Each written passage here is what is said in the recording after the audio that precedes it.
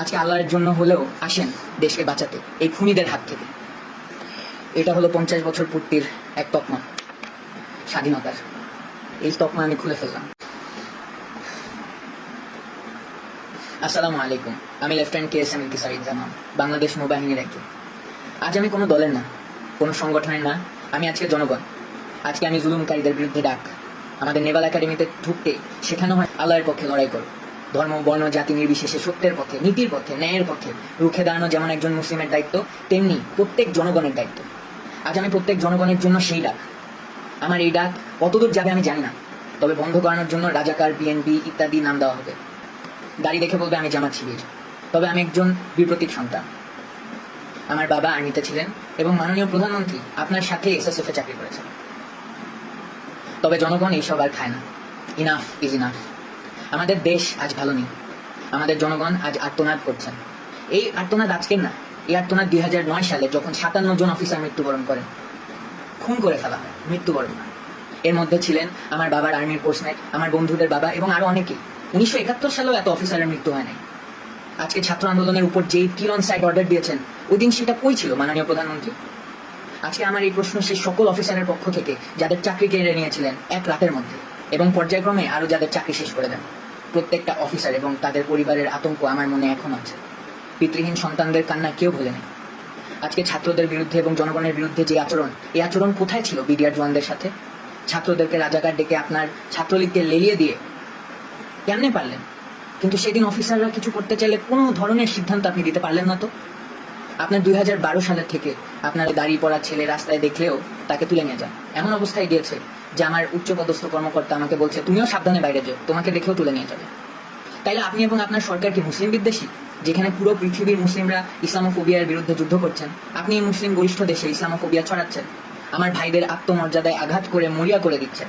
সংখ্যালঘু ভাই যারা আছেন তাদের পুঁজি করে সংঘর্ষ লাগিয়ে তাদের ক্ষতি হতে দিয়ে ডিভাইড অ্যান্ড কনকোয়ার মতাদর্শ চালাচ্ছেন।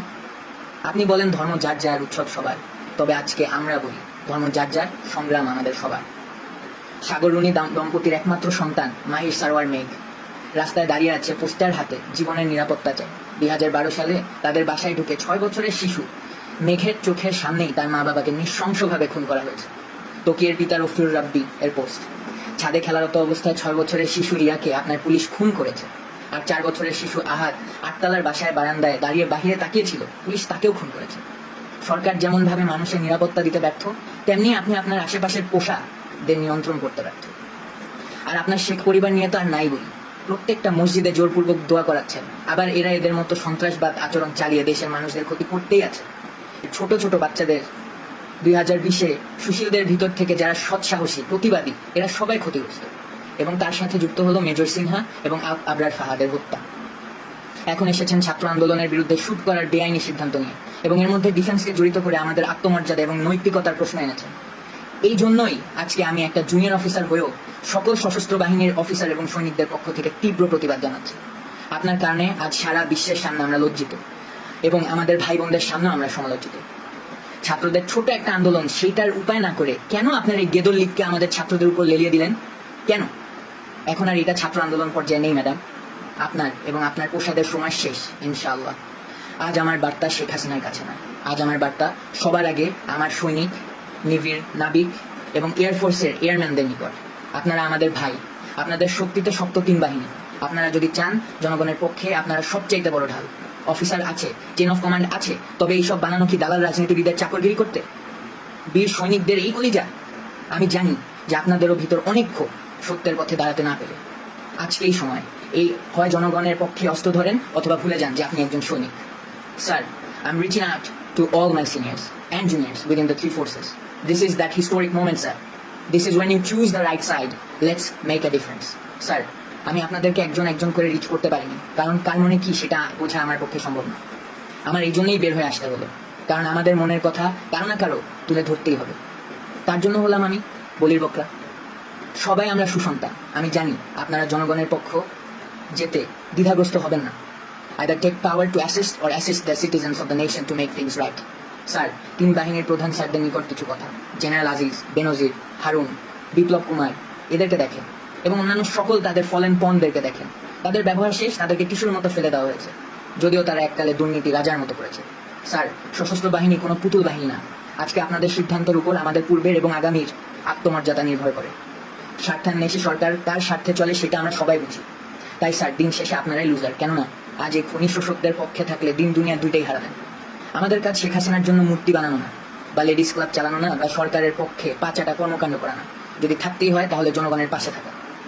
আমাদেরকে ব্যবহার করে করে আমাদের মধ্যে রাজনীতি যেভাবে প্রবেশ করিয়েছে এই সরকার, তার উত্তর দিতে হবে। অনুচ্ছেদ ৪৫ হিসাবে সকল বাক স্বাধীনতা ফেলে দিয়ে বোবার মতো চললেও দিন শেষে আমাদেরও বিবেক আছে, ধর্ম আছে, আমরাও মানুষ। এটাই সেই সময় বিবেকের পক্ষে দাঁড়ানোর।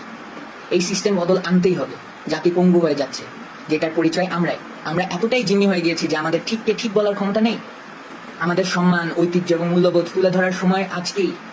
অবসরপ্রাপ্ত অফিসারদের প্রতি আহ্বান আমার, আপনারা অনেকেই সত্যের পক্ষে দাঁড়াতে চাকরি হারিয়েছেন, সম্মান হারিয়েছেন। আজকে গত 15 বছরের জবাব দেওয়ার সময় চলে এসেছে। জনগণের প্রতি আহ্বান আমার, 2009 গেল, আপনারা অফিসার না, তাই অফিসারদের মৃত্যুর পক্ষে সংগ্রাম করেন নাই। এরপর আবার 2018-তে ওরা এসেছিল 18-র কোটা নিরাপদ সড়ক চাই আন্দোলনের ছোট ছোট বাচ্চাদের, ছেলে মেয়েগুলোকে গুম খুন করতে। এবারও আপনি কিছু বললেন না, কারণ এই ছেলে মেয়েগুলো আপনার সন্তান না। 2020-এ ওরা আবার এসেছিল সুশীলদের ভিতর থেকে যারা সৎসাহসী প্রতিবাদী, তাদেরকে গুম খুন করতে। তারপরে আপনি কিছু বলেননি, কারণ আপনি ওদের মতো সুশীল না। এখন 2024-এ ওরা এসেছে আপনাদের নিজেদের সন্তানদেরকে গুম খুন করতে। এখনো আপনারা বলছেন আপনার সন্তান না। যেদিন আপনার সন্তান হবে সেদিন পর্যন্ত অপেক্ষা করবেন? তাইলে আপনার ইচ্ছা 6 বছরের রিয়ার মতো আপনার বাচ্চা ছাদে ঘুরতে গিয়ে গুলিবদ্ধ হোক, এবং আবু সাইদ, মুগ্ধ, রাইহান, তানভীর, হৃদয় ও ওমর আরো অনেকের সন্তানের মতো আপনার ছেলে রাস্তাঘাটে মার খেয়ে গুলিবদ্ধ হয়ে পড়ে থাকুক, পুলিশের আর্মার্ড গাড়ির উপর মরে পড়ে থাকুক, যার লাশকে ঘরের ময়লার মতো ফেলে দিবে রাস্তার উপর।